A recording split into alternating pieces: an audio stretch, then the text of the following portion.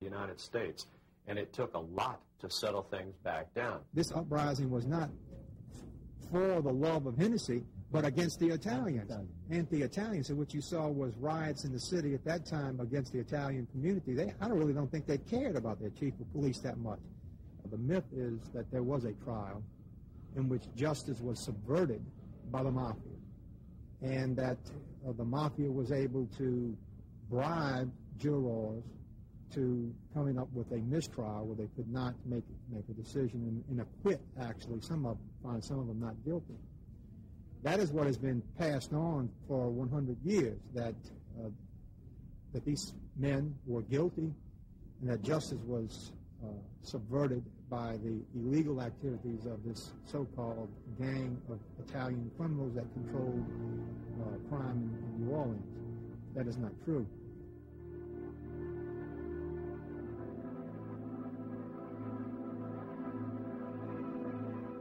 I have never really used the word mafia. From my perspective of our country and the Italian people whom I love, it has connotations of prejudice. It has nothing to do with the Italian people or with Italy, but it always suggests as a single word that we have this terrible affliction in our country that's caused by a bunch of foreigners, all Italian, and that's not, that's not true. Another mafia episode that happened in Independence, yes, which is the second largest Italian community outside of the city of New Orleans for Louisiana. Basically, what happened in May of 1921, 6 men of Italian descent, they planned to rob a bank in this other Italian community outside the city of New Orleans. And so some of them had contacts with that community, and they went up there to look the place over, and then in May they drove up there and tried to rob the bank. Well, they never did rob the bank. They got in an alleyway, and someone came out in the alleyway thinking that there was a chicken thief in the alleyway, and there was a shootout, and a man was killed. And a massive manhunt ensued after that, and these 6 Italians were eventually captured. They were then tried for first-degree murder, found guilty, and there was a second trial because they appealed their case and found that there was a technical error that was made. The second trial had the same result. All 6 men were convicted again and then scheduled to be executed. They said that these people came from Chicago and New York, particularly where the mafia was very powerful, and they said that this was just a continuum of what happened with the Hennessy activities. The one of the major connections between the Hennessy episode and this trial of these, as it became known as the trial of the 6 Italians, was that these men were then scheduled to be executed in May of 1924, and the governor at that time refused to give them a pardon. There was a movement afoot to try to pardon them because they said this would be the only time in American history where 6 men would be executed for one murder.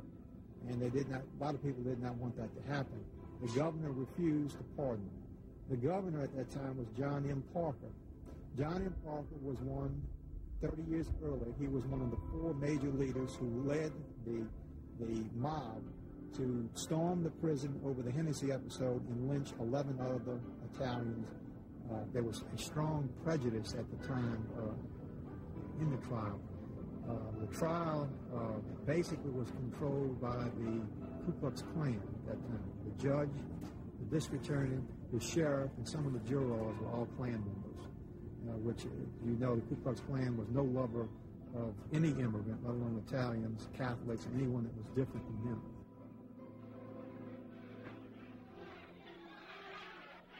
In the Northeast, you had the Sacco and Vanzetti case, which was going on about the same time. I think that took place in 1920. Those men were executed, I think, 27. So, there are parallels here, and I think it would be obvious to make a connection, even though obviously is none, between this and what happened in Boston.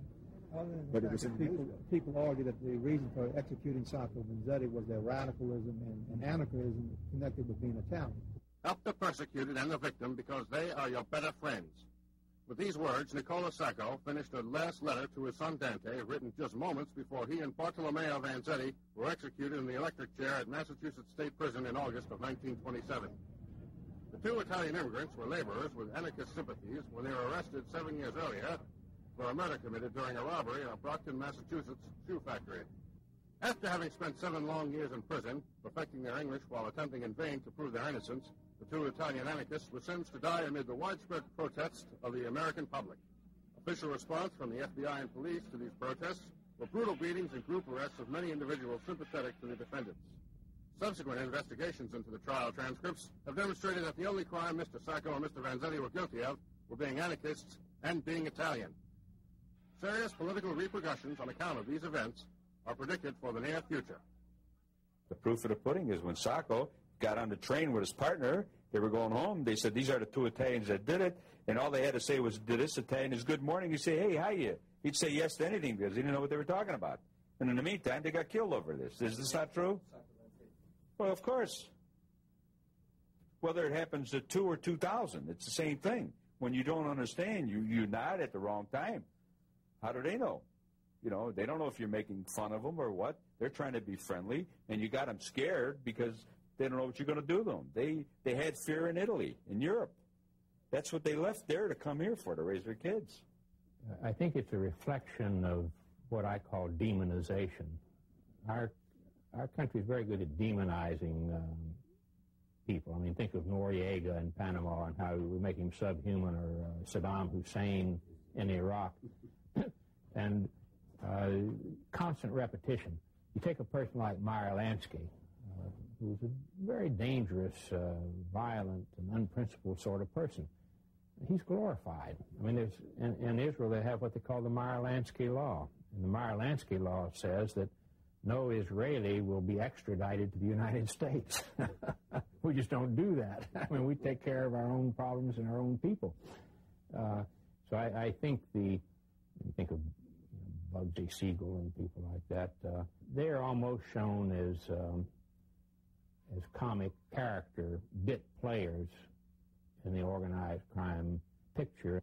I don't believe that anybody can control anything until first they control their crime, a group. Then they can go on and control their politics and their schools and things like that. But the Irish controlled crime, then went into politics.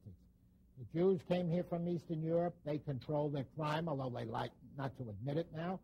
And then they went into higher education. The Italians came here, and they've controlled their crime, and now out of that, they've started to control the politics. Different, you know, out of the violence comes other people who never would be a part of violence, but who, you know, they were never going to make it unless something was controlled first.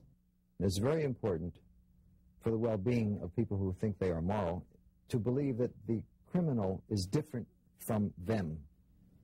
Any society wishes to believe that the crime is caused by other than their own predominant culture. Well, this is a culture in the United States that has a means of expressing itself through media. Italian representation in media is practically nil in the United States. Jewish representation in media is remarkably prevalent. But it's not just the Jewish-American organized crime activity. The Chinese-American is a very interesting one, and it's overwhelmingly ignored. You know, in 1900, there were more addicts to opium and its derivatives in the United States in 1900. We didn't have 75 million people here than there were in 1965 when the country was terrified of crime and heroin was widely used. The Westies that were a gang that specialized in doing murder and would do it on contract. And they were made up largely of Irish Americans and functioned on the west side of Manhattan. That's how they got the name Westies. And they do their own murders of their own people, and they have their own rackets and illegal activities. But one of the things they would do is contract murder for organized crime families. Sometimes rather than having somebody in the family do the hit, or even somebody else in the mafia do it, you'd want to separate it from yourself. So they'd get paid on a contract basis to go out and do a hit, and they had become very proficient and very effective at it, unfortunately.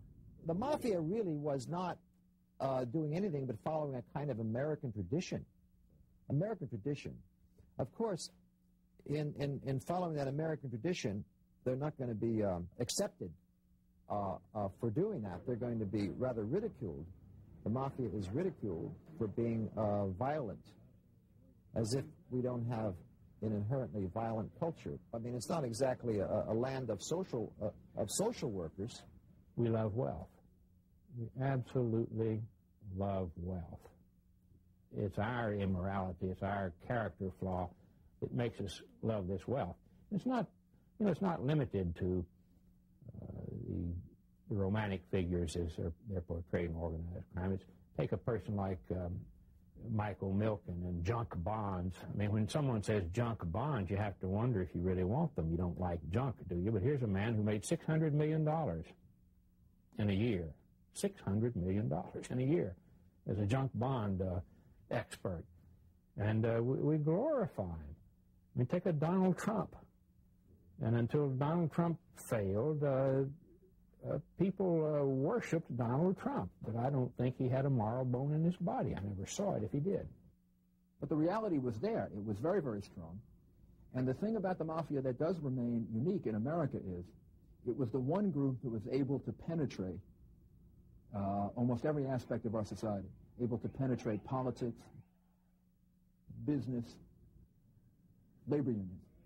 Other organized crime groups were not able to achieve that kind of broad penetration of American society. We've always had a criminal underlayer in the United States going back to the first settlers. I'm not talking about Italians. I'm talking about what we now call Anglo-Saxons. This is a hard industrial society of might makes right, of drive, wide open spaces to be conquered, a belief in the future and optimism.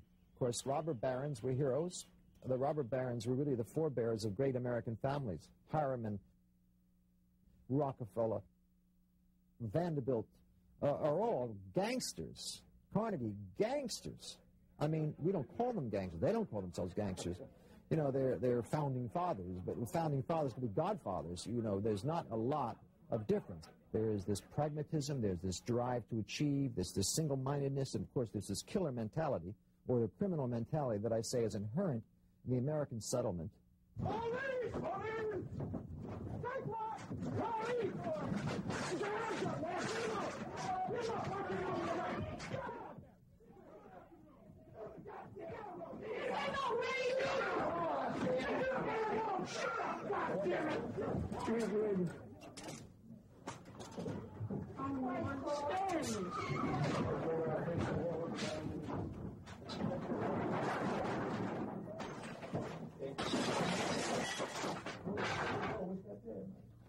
Ton more crack. We got it, bud.